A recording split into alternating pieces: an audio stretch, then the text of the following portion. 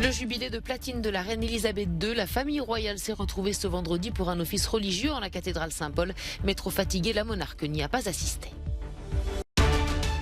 Il y a 100 jours débutait l'invasion russe en Ukraine. La guerre qui se concentre désormais dans l'Est pourrait durer encore longtemps. Lors de la conférence sur la sécurité en Slovaquie, la leader de l'opposition bélarusse nous raconte combien son peuple désapprouve la guerre en Ukraine. Les libéraux européens se réunissent en congrès à Dublin pour élaborer des réponses pour faire face aux défis posés par la guerre en Ukraine et l'impact économique du conflit.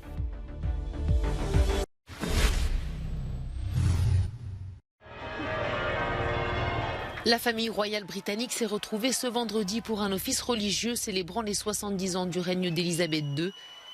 Une cérémonie qui s'est déroulée en la cathédrale Saint-Paul de Londres. Quelques 2000 personnes, dont Harry et Meghan, y participaient. Le duc et la duchesse de Sussex, qui jeudi avaient été exclus de la sortie sur le balcon du palais de Buckingham. Cet office religieux constitue l'un des temps forts de ce jubilé de platine. Mais la reine âgée de 96 ans n'y a pas assisté, car trop fatiguée. C'est de loin qu'elle a reçu le soutien de tous les Londoniens, encore et toujours rassemblés pour la célébrer.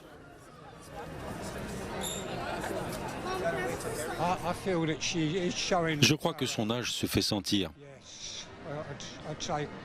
Je dirais que ce qu'elle a fait, elle l'a fait de manière exceptionnelle. Je pense qu'elle est merveilleuse. Je suis désolée qu'elle ne soit pas présente, car nous aimerions la voir, mais nous comprenons. C'est une dame très âgée, mais elle a tant fait pour le pays. Je pense que tout le monde l'admire et nous comprenons très bien. Ce samedi, comme la presse britannique le rapportait, la reine Elisabeth n'assistera pas au derby d'Epsom malgré sa passion pour les courses hippiques. C'est sa fille Anne qui la représentera.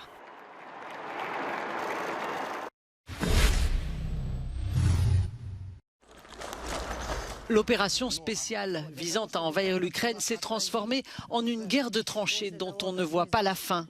100 jours se sont écoulés depuis le début du conflit et le président ukrainien a lancé un message d'espoir à Kiev dans la même mise en scène qu'au début de la guerre.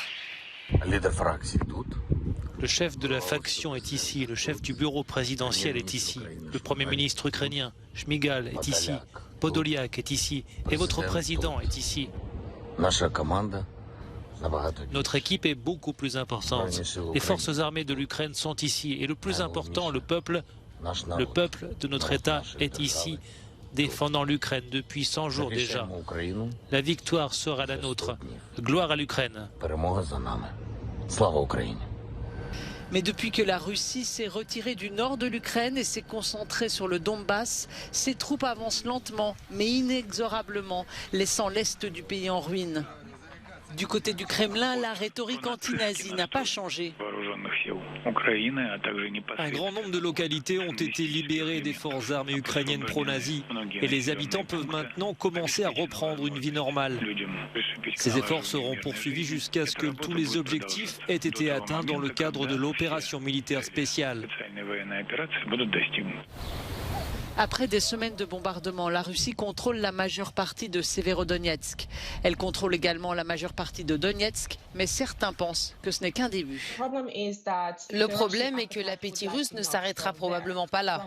La Russie ira probablement plus loin à l'ouest. Par exemple, prendre ou essayer de prendre Mykolaiv, essayer de prendre la ville portuaire d'Odessa. Et si cela réussit, la Russie essaiera probablement de revenir en arrière et de prendre Kiev.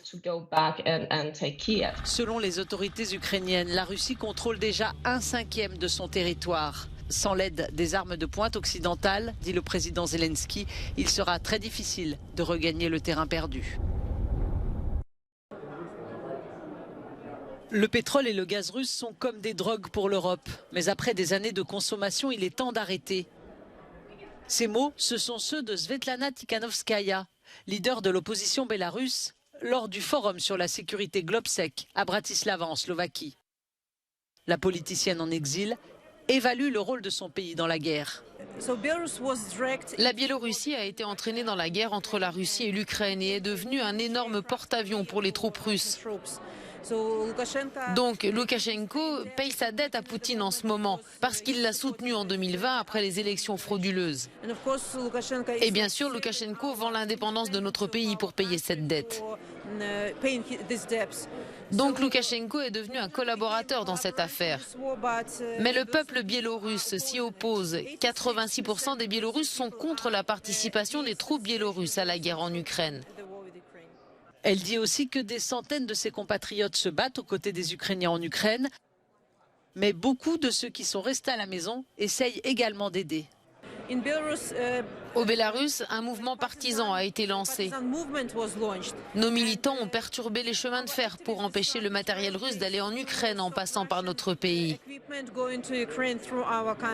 Notre peuple a envoyé des informations sur les missiles tirés sur l'armée ukrainienne pour qu'elle se prépare. Nos soldats n'ont pas participé à cette guerre, car ils sont extrêmement démoralisés. Ils ne comprennent pas pourquoi ils doivent se battre contre nos voisins, les Ukrainiens. Selon la leader de l'opposition, résoudre la crise dans son pays est essentiel pour garantir une paix en Ukraine. Et garantir la paix à long terme est peut-être le sujet le plus important de cette conférence. De nombreux politiciens de premier plan d'Europe centrale et orientale participent au GlobSec cette année, explique notre correspondant. Les présidents de la Serbie, de la Croatie, du Monténégro, le Premier ministre de la Lettonie et le chancelier d'Autriche sont tous là, tandis que la République tchèque a envoyé un vice-premier ministre. Mais il y a aussi quelques absents importants, par exemple le gouvernement polonais et hongrois ne sont pas représentés.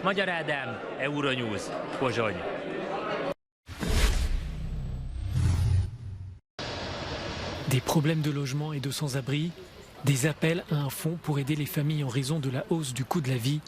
C'est dans ce contexte que Dublin accueille le congrès cette année des libéraux européens. Plus d'1 millier de représentants venus de tout le continent ont fait le déplacement en Irlande. Avec la guerre en Ukraine et l'inflation qui monte en flèche, les défis sont immenses. Il y a des implications importantes autour de l'inflation, du coût de la vie, des menaces éventuelles sur les perspectives économiques pour les prochaines années. Ce sont des questions importantes qui pourraient alimenter le mécontentement d'un électorat plus large. Les politiques centristes et libérales doivent protéger cet espace, elles doivent s'expliquer et se reconnecter.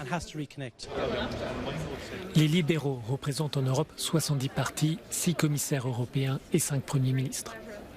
Le dirigeant luxembourgeois, Xavier Bettel, critique particulièrement l'attitude de son homologue populiste hongrois, Viktor Orban, accusé de chantage lors des négociations du dernier train de sanctions contre la Russie.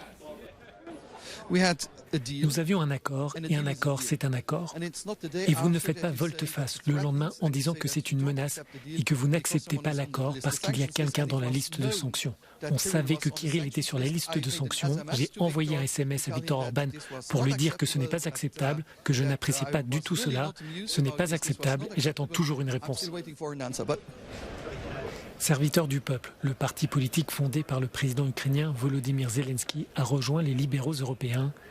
L'éventuelle adhésion de l'Ukraine à l'Union est l'une des grandes questions pour les 27. Kiev souhaite rapidement une feuille de route pour rejoindre le projet commun. L'Ukraine doit recevoir une candidature claire et avoir un plan concret de ce que nous devons faire. Ensuite, laissez-nous faire. Nous travaillerons aussi dur que possible pour cocher toutes les cases de la liste. Avec des inégalités grandissantes et des fractures sociales qui traversent le continent, les libéraux, à l'instar de toutes les grandes formations politiques, cherchent de nouvelles réponses pour ne laisser personne sur le bord de la route.